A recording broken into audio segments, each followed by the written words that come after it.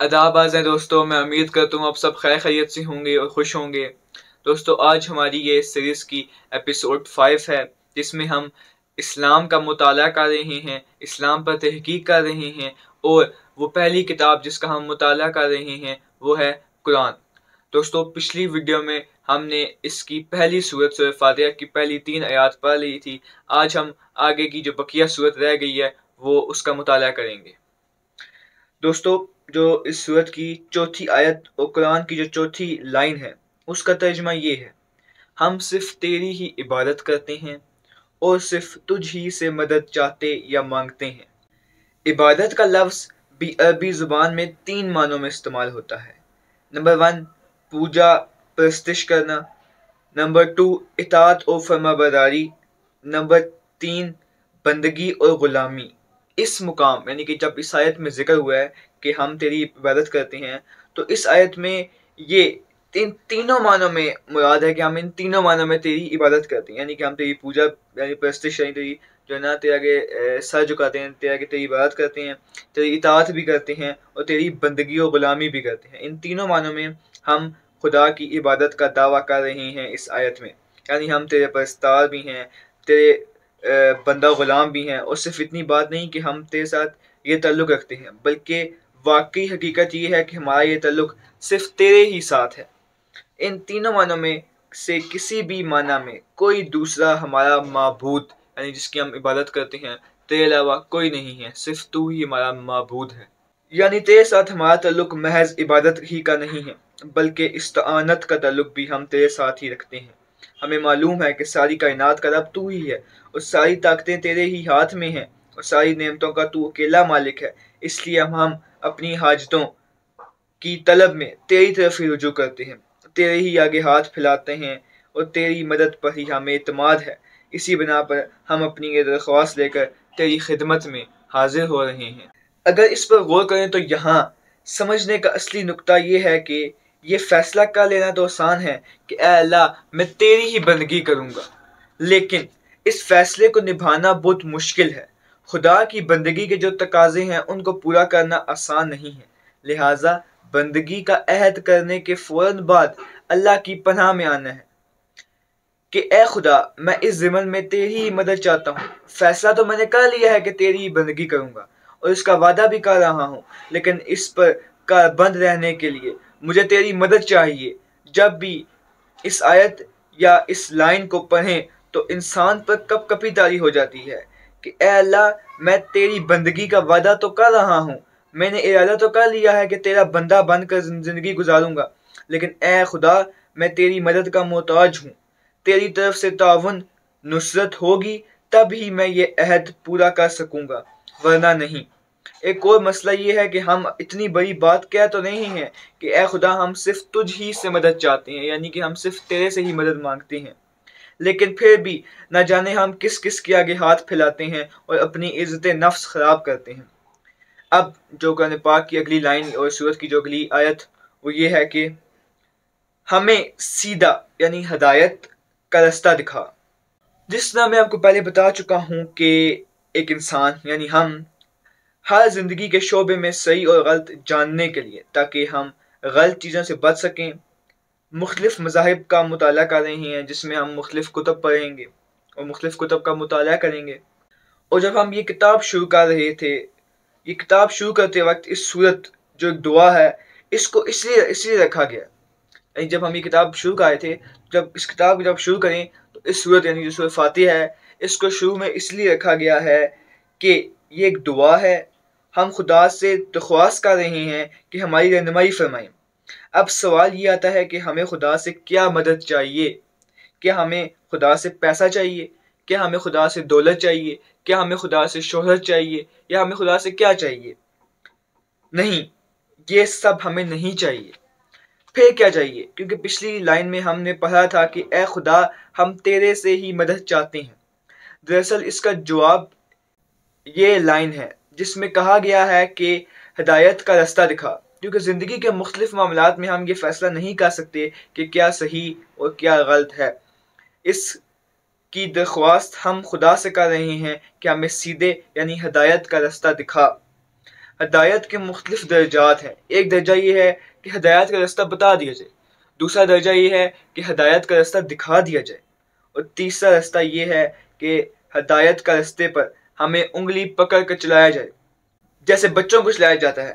لہٰذا ہم ان سارے معنوں میں خدا سے درخواست کر رہے ہیں کہ ہمیں ان سارے معنوں میں ہدایت کے راستے پر چلائے، یعنی کہ ہمیں ہدایت کا راستہ دکھا بھی، ہمیں بتا بھی، اور ہمیں اس پر چھوٹے بچوں کی طرح چلا بھی۔ اب جو اگلی 2 لائنیں ہیں اس میں اسی ہدایت کے راستے کی وضاحت کی گئی ہے کہ آخر ہدایت کا راستہ ہے کیا۔ اگلی آیت یا اگلی لائن کا مفہوم یہ ہے، ان لوگوں کے راستے پر جن پر تو نے انعام کیا۔ اب جب آپ اس لائن کو پڑھتے ہیں تو یہاں پر سوال آتا ہے کہ کون سے لوگ ہیں جن پر اللہ نے انعام کیا۔ علماء اسلام کے مطابق یہاں پر اللہ سے انعام پانے والے لوگ وہ نہیں ہیں جو بظاہر طور پر دنیاوی مال سے مالا مال ہیں، جن کے پاس بہت ساری دنیاوی چیزیں ہیں، کیونکہ یہ چیزیں تو فرعون اور نمرود کے پاس بھی تھی، بلکہ کیونکہ ایسے لوگ دراصل اللہ کے یعنی خدا کے غضب کے مستحق ہوا کرتے ہیں اور اپنی ہی فلاح و سعادت کی راہ میں گم ہوتے ہیں۔ ہم یہاں پر انعام سے ہماری مراد یہ ہے کہ ہمیں حقیقی اور پائیدار انعامات دے جو خدا کی خوشنودی یعنی کہ جس سے خدا بھی خوش ہو، جس کا نتیجہ یہ نکلے کہ خدا بھی خوش ہو، ایسے ہمیں انعام دے، نہ کہ وہ انعام جو پہلے فرعونوں اور نمرودوں کو بھی ملتے رہے ہیں۔ ہمیں وہ انعام نہ دے جو پہلے فرعون اور نمرود کو بھی ملے تھے لیکن تو ان سے خوش نہیں تھا، بلکہ ہمیں وہ انعام دے اور ان لوگوں کے راستے پر چلا جن کو تو نے ایسا انعام دیا کہ جن سے تو خوش ہو گیا۔ اب سوال پھر یہ آتا ہے کہ آخر وہ لوگ کون ہیں؟ اس کا جواب اسی قرآن کی سورہ نساء کی ایک آیت میں دیا گیا ہے، جس میں کہا گیا ہے کہ جو لوگ اللہ اور اس کے رسول کی اطاعت کریں گے تو وہ ان کے ساتھ ہوں گے جن پر اللہ نے انعام فرمایا، یعنی انبیاء، صداقین، شہداء، صالحین، اور یہ بہت اچھے ساتھی ہیں۔ اب قرآن پاک کی اس لائن یعنی سورہ فاتحہ کی اس آیت میں ہم انہی لوگوں کے راستے پر چلنے کی دعا مانگ رہے ہیں جن پر اللہ نے انعام فرمایا۔ اب یہ جو ہمیں پڑھے ہیں اوپر قرآن پاک میں اس کا ذکر آ گیا کہ وہ لوگ کون ہیں جن پر اللہ نے انعام فرمایا۔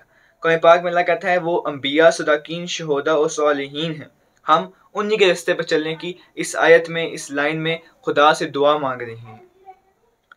اب سورت کی آخری لائن یہ آیت یہ ہے، ان کے راستے پر نہیں جن پر تو نے غضب کیا اور نہ ہی ان کے راستے پر جو گمراہ ہوئے۔ اب یہاں پر اگر آپ اس لائن پر غور کریں تو پہلے ان لوگوں کا ذکر کیا گیا ہے جن پر غضب کیا، پھر ان کا جو گمراہ ہوئے۔ ویسے اگر دیکھا جائے تو اللہ کا عذاب یا غضب انہی پر ہوتا ہے جو گمراہ ہوتے ہیں یا اس کی نافرمانی کرتے ہیں۔ اب یہاں معنی مختلف ہیں۔ شروع میں جن لوگوں کی نشاندہی کی گئی ہے یعنی وہ لوگ جن پر اللہ نے غضب کیا یا جن پر اللہ غصہ ہوئے، وہ ان سے مراد وہ لوگ ہیں جو شرارت نفس اور تکبر کی وجہ سے غلط راستے پر چلتے ہیں اور پھر خدا ان پر غضب کرتا ہے۔ لیکن یہاں گمراہ سے مراد وہ لوگ ہیں جن کی نیت ٹھیک ہوتی ہے لیکن وہ کچھ معاملات میں جائز حدود سے بڑھ جاتے ہیں یا پھر کچھ چیزوں کو ایگزیجریٹ کرتے ہیں یا جذبات میں آ کر کوئی غلط راستہ اختیار کر لیتے ہیں۔ دوستو، علماء اسلام کے مطابق یہاں اس لائن میں وہ لوگ جن پر ان کے تکبر اور شرارت نفس کی وجہ سے خدا کا غضب ہوا وہ یہود ہیں یعنی یہودی، اور وہ لوگ جو جائز حدود سے بھر گئے اور جذبات میں آ کر غلط راستے پر چل پڑے وہ نصارہ ہیں یعنی عیسائی۔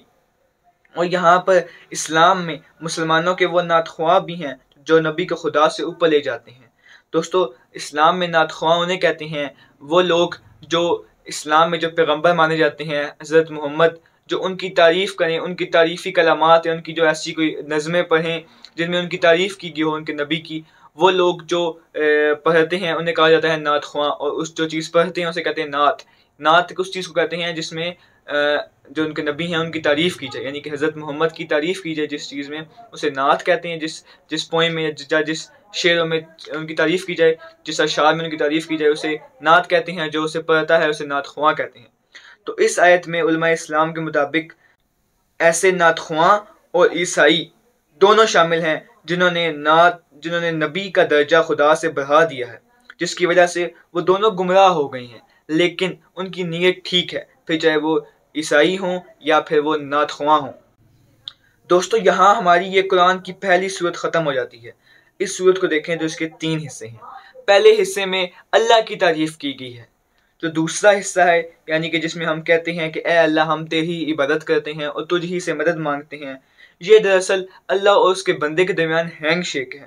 اور تیسرے حصے میں انسان اپنے لیے ہدایت کی دعا مانگتا ہے۔ اور ایک بات جو ضروری ہے وہ یہ ہے کہ اس سورت کے آخر میں عربی کا لفظ آمین بولا جاتا ہے، جس کا معنی ہے اے اللہ یعنی اے خدا ایسا ہی ہو۔ یہ اسلام میں دعا کے آخر میں بولا جاتا ہے، اس لیے چونکہ سورہ فاتحہ بھی دعا ہے، اس لیے اس کے آخر میں بھی آمین یعنی اے خدا ایسا ہی ہو بولا جاتا ہے۔ ویڈیو کا پہلا حصہ جس میں ہم نے کتاب کا مطالعہ کرنا تھا وہ ختم ہو گیا ہے۔ اب آتے ہیں دوسرے حصے کی طرف جو ہے کریٹیکل انالائسس۔ آج جو ہم نے مطالعہ کیا ہے اس پر ایک ہی اعتراض ہو سکتا ہے کہ آخر وہ لوگ کون ہیں جن پر اللہ نے انعام کیا یا جن پر اللہ کا غضب ہوا۔ قرآن نے ان لوگوں کا بتایا ہے جن پر انعام ہوا، جس کا ذکر میں پہلے کر چکا ہوں، لیکن صداقین، شہداء، صالحین اور انبیاء ہر قوم اور تہذیب کے لیے مختلف ہو سکتے ہیں۔ ہو سکتا ہے جو شخص ایک قوم کے لیے بہت اچھا ہو، ان کا محسن ہو، ان کا ہیرو ہو، لیکن وہی شخص دوسری قوم کے لیے برا ہو، دوسری قوم اس شخص کو برا سمجھتی ہو۔ اب مسئلہ یہ آتا ہے کہ یہ کون طے کرے گا کہ ساری اقوام اور تہذیبوں کے درمیان ایسے کون سے لوگ ہیں جو ساروں کے لیے مشترکہ طور پر اچھے ہیں یا جو ساروں میں مشترکہ ہیں۔ اس کے لیے ہمیں پہلے اچھے اصول چاہیے ہوں گے جو انسانیت کے لیے اچھے ہوں، پھر جو لوگ بھی ان اصولوں پر کوالیفائی کریں گے وہ اچھے لوگوں میں شمار ہوں گے۔ اس لیے اس اعتراض کا جواب ابھی ممکن نہیں ہے کیونکہ یہ بہت لمبی بحث ہے، اس لیے ابھی ہمارے پاس اتنا علم بھی نہیں ہے، اس لیے ابھی اس اعتراض کا جواب ممکن نہیں ہے کہ ہم اس اعتراض کا جواب دیں۔ اس کا جواب ہم کب دیں گے؟ جب ہم سارے مذاہب اور ان کی کتب کا مطالعہ کر لیں گے تو اس کے بعد وہ اصول تیار کریں گے جو انسانیت کے لیے اچھے ہوں گے، پھر ان اصول پر جو بھی لوگ کوالیفائی کریں گے وہ لوگ معاشرے کے لیے اچھے ہوں گے۔ تو دوستو یہ تھا آج کے اعتراض اور اس کا جواب۔ اب آتے ہیں اس جو ہماری ویڈیو ہے اس کے تیسرے حصے کی طرف۔ ہم نے آج 3 چیزیں سیکھی ہیں۔ نمبر 1، ہمیں صرف ایک خدا کی عبادت کرنی چاہیے، اسی کے آگے سر جھکانا چاہیے، نہ ہم کسی بندے یا چیز کی عبادت کریں اور اس کے آگے سر جھکائیں۔ جب ہم اس چیز پر عمل کر لیں گے، یعنی کہ ہم جب صرف ایک خدا کی عبادت کریں گے اور اسی کے آگے سر جھکائیں گے تو خود کو آزاد محسوس کریں گے کہ میں کسی اپنے جیسے شخص کے سامنے نہیں جھکتا بلکہ اس کو سجدہ کرتا ہوں، اس کے آگے جھکتا ہوں جو مجھے اور اس کائنات کو بنانے اور چلانے والا ایک خدا ہے۔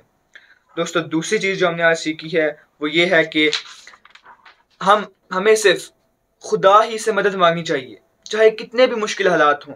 ہمیں پریشان نہیں ہونا چاہیے کہ کتنے بھی بڑی پریشانی ہو، کیونکہ پریشانی کتنی بھی بڑی ہو وہ خدا سے بڑی نہیں ہو سکتی۔ اس لیے ہمیں مشکل وقت میں لوگوں کے آگے ہاتھ نہیں پھیلانے، لوگوں سے مدد کی بھیک نہیں مانگنی، بلکہ خدا سے دعا کرنی ہے، خدا سے مدد کی درخواست کرنی ہے، کیونکہ وہ سب چیزوں کو بنانے والا ہے اور سب اس کی قدرت میں ہے، وہ سب پر قدرت رکھتا ہے۔ وہ کسی بھی چیز یا شخص کو وسیلہ بنا دے گا جو ہمارا مسئلہ حل کر دے۔ کوئی بھی شخص یا چیز ہمارا مسئلہ حل نہیں کر سکتی، یہ سب وسیلہ ہوتے ہیں۔ مسئلہ کو حل کرنا، کسی بھی مسئلے کو حل کرنا صرف خدا کے اختیار میں ہے، وہ ہمارے لیے لوگوں اور چیزوں کو وسیلہ بناتا ہے۔ دوستو اب آتے ہیں تیسری چیز کی طرف جو آج ہم نے سیکھی ہے۔ تیسری چیز جو ہم نے آج سیکھی ہے وہ یہ ہے کہ جس پر ہم نے عمل بھی کرنا ہے، وہ یہ ہے کہ جب بھی ہم خدا سے کوئی درخواست کریں یا اس سے کوئی دعا کریں تو آخر میں آمین، جس کا مطلب ہے کہ اے خدا ایسا ہی ہو، یہ ہمیں لازمی کہنا چاہیے۔ اس کے علاوہ اکثر ہم اپنے کسی قریبی دوست یا پھر گھر والوں کو بھی دعا دیتے ہیں، مثلا خدا تمہیں لمبی عمر دے۔ ایسی جب بھی کوئی بات ہو، ایسی جب بھی کسی کو ہم دعا دیں تب بھی ہمیں آمین کہنا چاہیے، یا پھر اگر کوئی ہمیں بھی ایسی دعا دے تو ہمیں آمین کہنا چاہیے۔ دوستو یہی تھی آج کی ویڈیو۔ اب آج ہم نے قرآن پاک کی پہلی سورت یعنی سورہ فاتحہ کا مطالعہ کر لیا ہے۔ اب اگلی ویڈیو میں سورہ بقرہ جو قرآن پاک کی دوسری اور سب سے بڑی سورت ہے اس کا مطالعہ شروع کریں گے۔ امید ہے جو آج باتیں کی ہیں وہ سمجھ گئے ہوں گے۔ اگر کسی بھی بات سے کوئی بھی اختلاف ہے تو نیچے کمنٹ سیکشن کھلا ہوا ہے، آپ وہاں جا کے اپنی رائے کا اظہار کر سکتے ہیں۔ اسی طرح ہم سب ایک ٹیم ہے اس مشن میں، میں اکیلا نہیں ہوں، آپ سب میری ٹیم ہیں۔ اسی طرح اگر آپ میرے سے اپنی رائے کا اظہار کریں گے نیچے کمنٹ سیکشن میں، اسی طرح ہم علمی بحث کر کے آگے بڑھ سکیں گے اور مسئلوں کو حل بھی کر سکیں گے۔ دوستوں میں امید کرتا ہوں آپ بات سمجھ گئے ہوں گے، اور میں امید کرتا ہوں کہ میں بھی اور آپ بھی، ہم دونوں، ہم سارے جو آج ہم نے سیکھا ہے، جو آج ہم نے چیزیں دیکھی ہیں، ان پر عمل کرنے کی پوری کوشش کریں گے۔ دوستو اپنا خیال رکھیے، ملتے ہیں آپ سے اگلی ویڈیو میں۔ اللہ حافظ۔